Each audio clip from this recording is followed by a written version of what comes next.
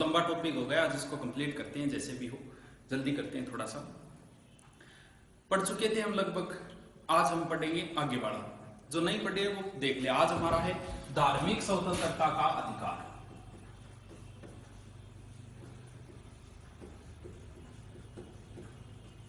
धार्मिक स्वतंत्रता का अधिकार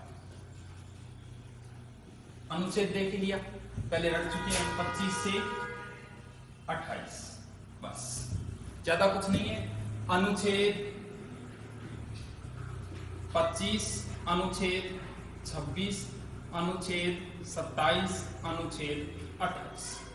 देखो क्रम से पहले देख लेते हैं क्या, ज्यादा इससे प्रश्न नहीं आते, पहले वर्णों से ज्यादा आते हैं, तो थोड़ा सा देख लेते हैं। एक तो 19-25 में देखो, पहले लिख देता हूं, धर्म को अबाध रूप से मानना, धर्म को अबाध रूप से मानने, आचरण करने, प्रचार करने,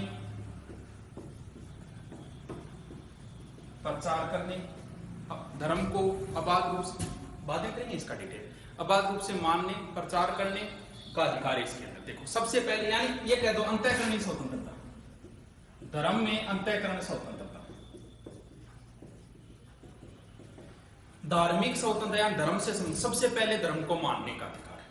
मान लिया, मानने के बाद उसकी व्यवस्था करना, या आप धर्म के लिए मान रहे हो, उसको मतलब व्यवस्था कैसे करें धर्म को से, यानी धार्मिक कार्यों में प्रबंधन स्वतंत्रता, प्रबंधन स्वतंत्रता यानी उसकी व्यवस्था करना। अब भी कोई संस्था धार्मिक वगैरह आप चला रहे हो तो उसके लिए पैसे तो चाहिए, इसके लिए एक व्यवस्था की है सरकार ने कि भी कोई भी व्यक्ति धर्म के मामले में दान दे सकता है। अब दान देगा तो उस पर टैक्स नहीं लगेगा, वो ये धार्मिक अभिवृद्धि हेतु, यानी इसके अंदर कर से मुक्ति है। धार्मिक मतलब धर्म से संबंधित जो देते हैं धार्मिक कार्यों में टैक्स से छूट, यानी कर से छूट। सबसे पहले धर्म को मानने की 25 से 28 है, सबसे पहले धर्म को मानने की, मानने के बाद व्यवस्था करने की, व्यवस्था के लिए पैसे चाहिए तो कर, और लास्ट है शिक्षण संस्थाओं से संबंधित।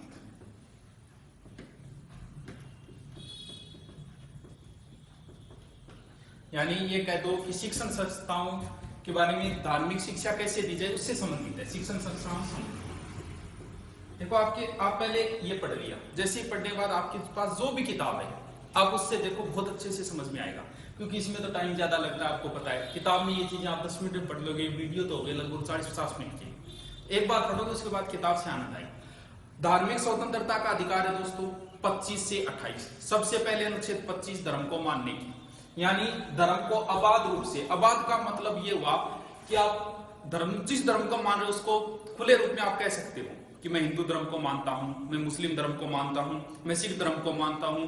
आप अबाध रूप से इसको मानने की घोषणा भी कर सकते हैं, यानी आस्था विश्वास की घोषणा कर सकोगे, मैं इसको मानता हूं। आचरण करने, प्रचार, आचरण का मतलब जी धर्म में जितना भी कर्मकांड है, हवन वगैरह और जितना व्यक्ति आराम कर सकते हो इसके अंदर, यह है आचरण। आचरण करने और धर्म का प्रचार भी कर सकते हो, जैसे बहुत से करते हैं धर्म के, इस धर्म में आइए, हमारे धर्म में ये है, यानी आप धर्म परिवर्तन भी करवा सकते हो, लेकिन जबरदस्ती नहीं, यानी धर्म का प्रचार कर सकते हो। इसमें यही चीज है, लालच वगैरह देके आप किसी का धर्म परिवर्तन नहीं करते। बाकी आप कह सकते हो हमारे धर्म में ये विशेषता है, आप इस धर्म को अपनाइए, इस हिसाब से। ये अंतःकरण की स्वतंत्रता है। और रोक भी लगाई जा सकती है, वही लोक व्यवस्था, सदाचार और स्वास्थ्य संबंधी ये बातें हो तो इनमें लोक भी लगे। एक है गोवध, है तो धर्म से संबंधित। देखो गोवध पे रोक लगाई जा सकती है, अगर सरकार चाहे तो लोक व्यवस्था के लिए इसको रोक भी लगा सकती है। जैसे एक अपने हिंदू धर्म में होता है एक कापालिक संप्रदाय है, उसमें क्या होता है, मानव की खोपड़ियों में वो मतलब भोजन वगैरह करना, मानव की खोपड़ियों के साथ मतलब लटका के फिरना, वो चीज पे रोक लगा दी गई है। यानी आप ये चीजें हैं जैसे मानव खोपड़ियों वगैरह इनके साथ प्रदर्शन नहीं कर सकते, हथियारों के साथ प्रदर्शन नहीं कर सकते, ये चीजों पे थोड़ी सी रोक है। एक चीज सबसे मोस्ट ध्यान यही रखनी है, प्रश्न बार बार वही पूछा गया, अनुच्छेद 25 में सिखों को कृपाण रखने, सिखों को कृपाण रखने, धारण करने का अधिकार।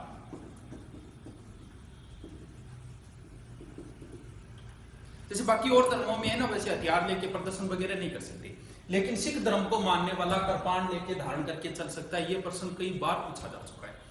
हिंदू धार्मिक संस्था सभी वर्गों। अब देखो इसमें एक शब्द काम में लिया गया 25 में कि हिंदू संस्था उनकी प्रबंधन। यहां ये पूछा गया था, हिंदू शब्द का तात्पर्य है हिंदू के अंदर दोस्तों जैन भी आएंगे, बौद्ध भी आएंगे और सिख भी आएंगे, क्योंकि ये हिंदुओं से निकली हुई शाखाएं हैं। ये प्रश्न पूछा था हिंदू में कौन सी जातियां हैं, यानी हिंदू में जैन आएंगे, बौद्ध आएंगे, सिख आएंगे। बस इसमें मोस्ट प्रश्न ये पूछा गया, कई बार पूछा जा चुका है। सिखों को कृपाण धारण करने का अधिकार, अनुच्छेद। इसको प्रबंध या प्रबंधन की स्वतंत्रता, यानी कोई भी संस्था है वो व्यवस्था करना, प्रबंधन की स्वतंत्रता, ये सिर्फ व्यक्ति को नहीं है, ये संस्था को ही है। जैसे रामकृष्ण मिशन वगैरह और है, जो भी कोई संस्था बनाई हुई वो, और ये संस्था संपत्ति भी रख सकती है, जगमियस्ता और संपत्ति का भी अर्जन कर सकती है प्रबंध। लेकिन ये ध्यान रखना कि जैसे सरकार या संसद ने अगर कोई संस्था बनाई है ना, जैसे अलीगढ़ मुस्लिम विश्वविद्यालय वो नहीं रख सकती संपत्ति वगैरह, बाकी और कोई संस्था वगैरह है वो संपत्ति वगैरह भी रख सकती है, प्रबंधन की स्वतंत्रता है ये। धार्मिक कार्यों में कर से छूट, यानी कोई धर्म से संबंधित अगर काम कर रहा है तो उस पर टैक्स नहीं लगेगा। किसने 10 लाख रुपए दिए संस्था को तो उस पर टैक्स नहीं लगेगा, 10 लाख का इतना टैक्स हो जाएगा। शिक्षण संस्थाओं, यानी कोई भी अगर धार्मिक शिक्षण संस्था है वहां धर्म से संबंधित बातें नहीं बताई, यानी धर्म का प्रचार नहीं किया जाएगा, धार्मिक संस्थाओं में संबंधी है। यानी और लेकिन ये मान लो कि कोई संस्था बनाई उसी के लिए गई है, जैसे मदरसे वगैरह है, तो वहां दी जा सकती है, ये भी है, दी जा सकती है। लेकिन वैसे राज्य सरकार द्वारा संचालित, जैसे अब स्कूलें हैं अपनी, वो अगर जैसे स्कूलों में सुबह अपने होती है सरस्वती वंदना, अब सिर्फ हिंदू ही मानते हैं इसको, मुसलमान भी नहीं मानते और दूसरे जैसे ईसाई नहीं मानते, तो वो मना भी कर सकते हैं कभी मैं नहीं मानता इनको तो मैं सुबह प्रार्थना में शामिल नहीं होऊंगा, क्योंकि इस पे बाध्य नहीं किया जा सकता। लेकिन एक स्थिति में बाध्य भी किया जा सकता है, अगर बच्चा मतलब छोटी उम्र का है, उसके संरक्षकों ने कह रखा है कि आप इसे जबरदस्ती करवाइए, तो हो सकता है।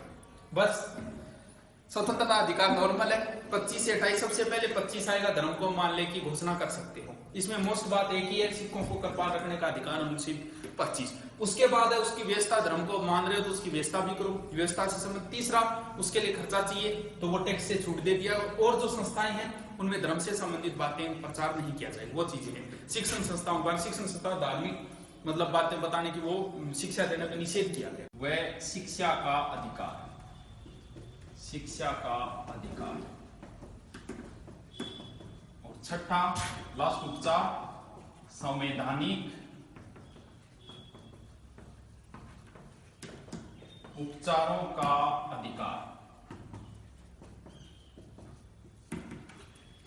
अधिकार अपने पूरे होने जा रहे हैं, इनमें नॉर्मल है। संस्कृति शिक्षा अधिकार बहुत कम पूछे, 2 ही अनुच्छेद है इसमें बस, अनुच्छेद 29, अनुच्छेद 30 और ये हो गया अनुच्छेद 32। संस्कृति शिक्षा का अधिकार लास्ट, अनुच्छेद 29, अनुच्छेद 30। कोई लंबी चौड़ी कहानी नहीं है इसमें, बस संस्कृति शिक्षा मतलब जो वर्ग कोई अपनी संस्कृति शिक्षा बचाना चाहिए वो है संस्कृति, यानी अल्पसंख्यक वर्गों हितों से संबंधित है ये, अल्पसंख्यक वर्गों हितों से संबंधित, अल्पसंख्यक वर्ग हितों संबंधित।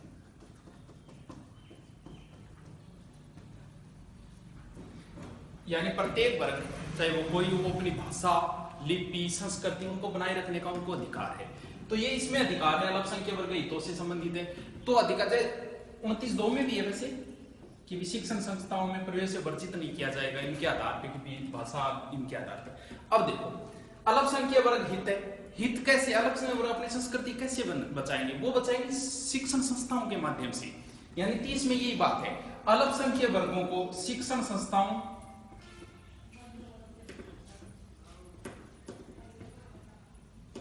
और प्रशासनिक अधिकार है, उनके प्रशासन से संबंधित अधिकार है। बस मतलब अल्पसंख्यक वर्ग जो है वो अपनी संस्कृति को बचाने के लिए शिक्षण संस्थाओं और उनके प्रशासन से, यानी बचाने के लिए वो मतलब अल्पसंख्यक वर्गों शिक्षण संस्थाओं की स्थापना और प्रशासन का अधिकार ये इसमें, संस्कृति को बचाने 29 और प्रशासन और शिक्षण संस्था स्थापना करने के इसमें 29 और 30। बस इसमें कभी एक ही बार प्रश्न बस ऐसे ही पूछा गया है, संस्कृति शिक्षा का अधिकार है, अनुच्छेद 29, 30। बस बात खत्म।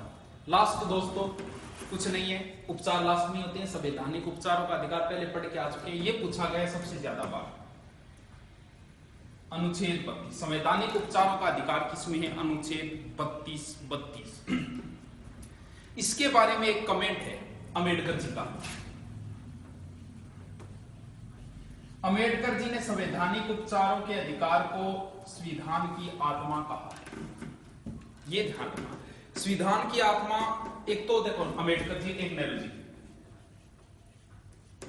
नेहरू जी ने संविधान की आत्मा कहा था प्रस्तावना को, और अंबेडकर जी ने संविधान की आत्मा कहा था संवैधानिक उपचारों के। कोई समस्या नहीं याद करने में भी, क्योंकि अंबेडकर जी ने हमेशा अधिकारों के लिए लड़ाई की है, तो बस ठीक है, अधिकार है, यानी अधिकारों की बात है तो आत्मा कहा था अंबेडकर जी ने, और प्रस्तावना की बात पहले प्रधानमंत्री पहले प्रस्तावना, वो है नेहरू जी।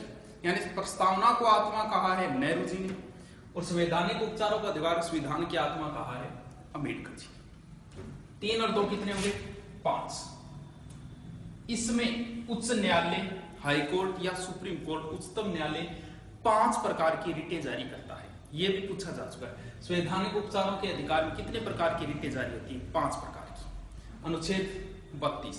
अब वो 5 नाम बता देते हैं। पहला है बंदी प्रत्यक्षीकरण, पहली प्रत्यक्षीकरण।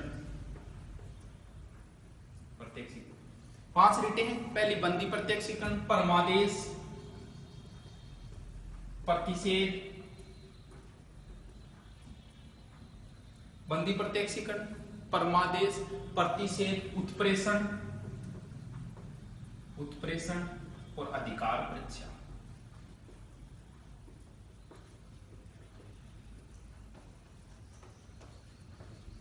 इनसे भी कई बार प्रश्न पूछ लेते हैं, थोड़ा लंबा, बहुत लंबा हो जाएगा, इनको कभी फिर एक डिटेल से पढ़ेंगे, प्रत्येक की डिटेल है, कई बार डिटेल भी पूछ लेते हैं।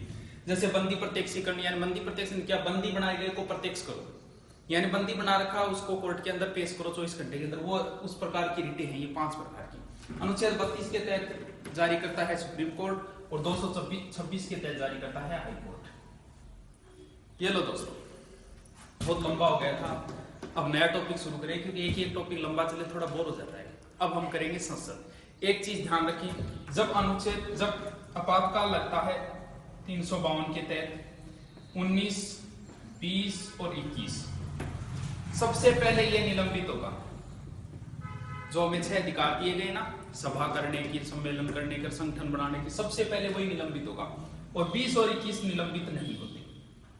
यानी राष्ट्रपति शासन के समय 19 सबसे पहले, 20 और 21 नहीं होते। तो दोस्तों ये पूरी हो गई कहानी। अब पढ़ेंगे नया टॉपिक संसद, ठीक है।